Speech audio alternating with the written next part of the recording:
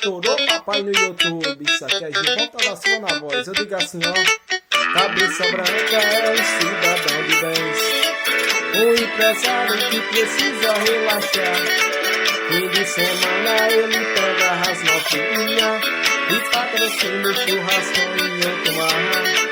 A mulherada de copo na mão do time, tudo tá passando foto nas suas redes sociais. Cheia de pose de patroa, ela da zona. Quem vê de longe pensa que ela é a dona, mas se o dono da lança é o cabeça branca. Acha punk banda é o cabeça branca. Porque novinha na hora da selfie, junto com as amigos, coroa nunca aparece. Mas o dono da lança é o cabeça branca. Acha punk banda é o cabeça branca. Porque novinha na hora da selfie, junto com as amigos, coroa nunca aparece. Oh, isso que é sucesso, hein? E puxa, nego doido, isso aqui é de ponta da cima na voz. Chegou papai no YouTube, hein? Se é sucesso, a gente toca, hein? E a mulherada de copo na mão do time, que bem tá postando foto nas suas redes sociais.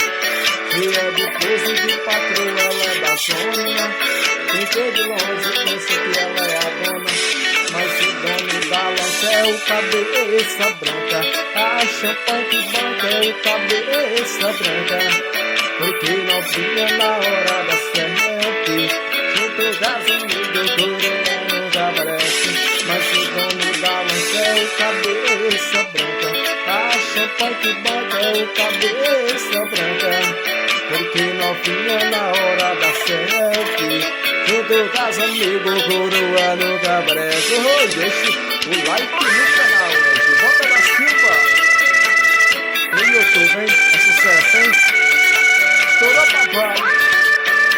Fico jogando décadas o pipoco das vaquejadas. Isso aqui é Gilvan da Silva na voz. Estourou papai. E aí eu choro, nego doido.